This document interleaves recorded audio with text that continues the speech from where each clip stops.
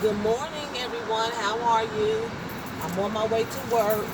I'm running late, which is not unusual for me. I couldn't find anything this morning. It's like everything is just like missing. Shoes and jackets and everything is packed away because we moved here back in July, and clothes are still packed away. Still can't find anything. So anyway, it's Thursday. It's Thursday. It's Thursday. One more day to the week's end, and we will be back with a Freedom Friday. So I'm on my way to work. We're just gonna chitter chat this morning. On my way to work. It's cold out here. It's 40 degrees. I got a little lightweight blazer and a t-shirt. I got on some boots though. I did pull out a pair of boots because I couldn't find anything else. So today is Thursday, day number 4 of the work week.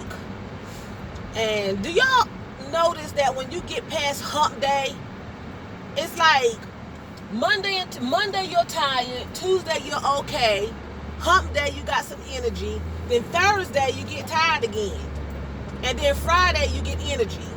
It's like Thursday you could barely make it out of bed to get going. That's what happened to me this morning. I could barely make it to get out of bed, and start this morning. I was just so sleepy, and I didn't do anything unusual yesterday. I went to work, and I didn't do anything unusual, no extra running around. I guess it's just maybe the weather changing or something. Well, anyway, to God be the glory today. Thank God for giving us life, health, and strength. Yet another day for Thursday. Going here, I'm going to keep this short and sweet.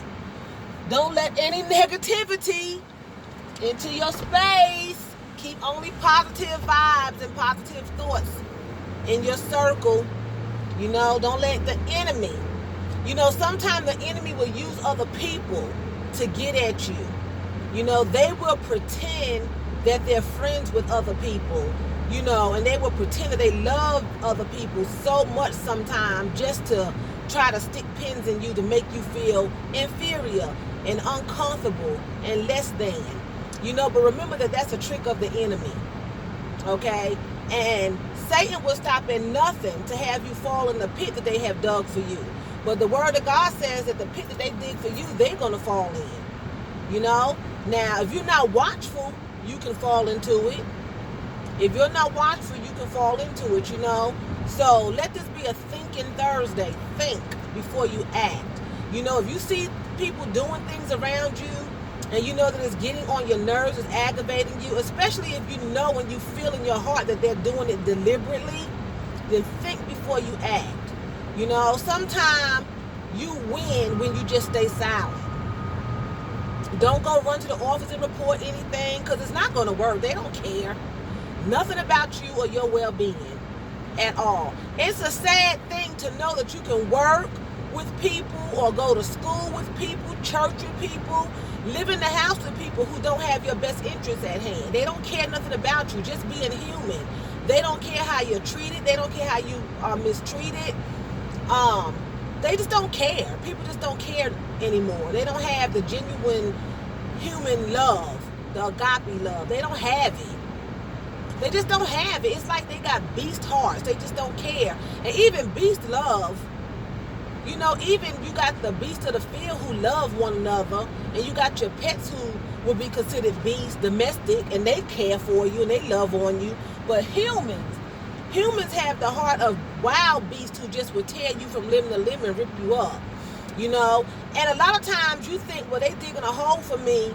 But you think it's a certain hole. You think, well, they're going to try this or they're going to try. Sometimes they can try and set a trap for you to fall in just by being nice to you. They feel like, I'm going to kill them with kindness. I'm going to heap coals of fire on their head, like the Lord says. Treat your enemy with kindness. That's heaping coals of fire on their head. A lot of times they consider you to be the enemy, even though they're the ones that's treating you that way. And they try calling themselves the heaping the coals of fire on your head because someone done told them that you're the evil one, you're the enemy, because they're going back complaining on you. So they're getting their information from whoever they're getting it from. Their pastor, their mother, their father, their voodoo priestess, whoever they're getting it from, and they're telling them that you are the evil one. So they're going to take the Bible and try to work it against you. But see, God knows who's who. He knows his children. He knows who's real and who belongs to Satan and who belongs to him. So his word don't work against Christians. If you're a true Christian, God's word don't work against you. People that work witchcraft and voodoo, they use the Bible because they're working a spell and they know that the Bible is supposed to work against their enemies. So they use the Bible against you. They quote scriptures. They lay the Bible open and burn candles and make all kind of chants and everything because they're trying to go against their enemies, you know. But God knows who belongs to him. He knows who's who, okay? And a lot of times they try to kill you with kindness, as I said, you know, or they over love other people that they would not ordinarily even have any interest in, so they can get under your skin to set you up to fall in that trap, you know, thinking maybe you may get jealous or maybe envious or you may get, you know, defensive and, you know, or just different things they can set you up with. You know, they may flirt with your husband and, you know, want you to go after him or her.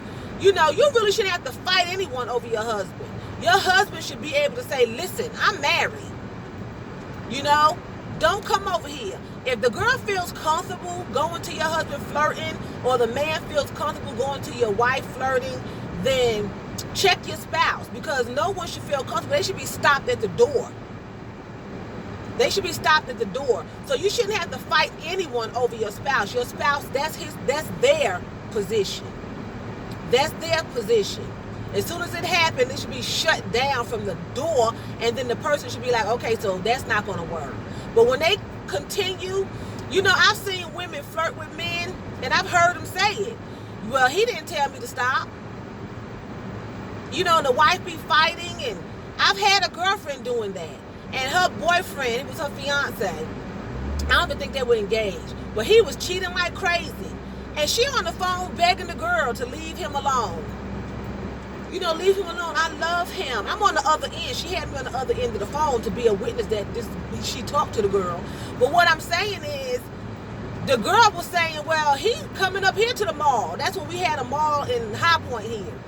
And she was like, he's coming to the mall to see me. And until he tells me that he don't want to see me no more, until he tells me to stop, I'm going to continue to see him. And that's how it goes. Until your husband or your wife tells the other person, leave me alone, stop flirting with me, I have a spouse, I don't want you, they're going to keep doing it. And they're welcoming it because they should shut it down. So different things like that can cause you to fall into a trap, you know, and get you out of character where you done sinned. You could wind up killing somebody or being killed just for situations that you were set up in. You know what I'm saying? You could wind up being fired, losing your job, you know, getting kicked out of school for just following the devil little setups and his traps. So be mindful and think before you act. Recognize the devil. Recognize Satan. Recognize him. You know what I'm saying? Don't fall into the trap. You know, I had to recognize that. When I dreamt that I almost fell into a hole. 2 people had dug this hole for me. And I almost fell into the hole, and I missed it. And I said, oh, Jesus, please don't let me fall into the hole. I seen the hole. Nobody else seen it because it was spiritual that they set for me, okay? I don't have to fall into the hole. I have to think, and I have to be mindful. You know, they may try to start befriending you, coming around you, you know, being polite to you, trying to kill you with kindness, but don't be stupid. They hated you yesterday and they hate you today, and they'll hate you tomorrow. They don't change unless they accept Christ as their personal Savior. They still hate you, and they can still get saved and just dislike you. People just don't like you. But for the most part, if they haven't accepted Christ as their personal Savior, the same that they feel yesterday is the same they feel today. You know, they call themselves, well, I'm going to be professional, or I'm going to just try to get along, you know, I'm do what I can, I'm do right. No, they haven't. Their hearts haven't changed. Their hearts haven't changed. Their hearts stay the same. That's actions. And that actions is a setup to get you to fall into it, get you caught back up into it, and then you back into a big mess. Keep yourself separated. Be mindful and think before you act. Don't just jump back into friendships and back into relationships. You know, no matter what the relationship is, if it was toxic, it's still toxic. Okay? It's still toxic. So don't go jump back into the relationship because they're trying to come around. They're trying to be nice. You be polite and you keep it moving. You do the right thing and you just keep it moving. Don't let your guard down. Okay? So with that being said, I'm going to say, don't forget to rate, share, and subscribe. You all have a wonderful Thursday, a thinking Thursday. And be blessed in the Lord. Try to stay positive. Keep all negativity out of your circle. I love you all. You all have a blessed day.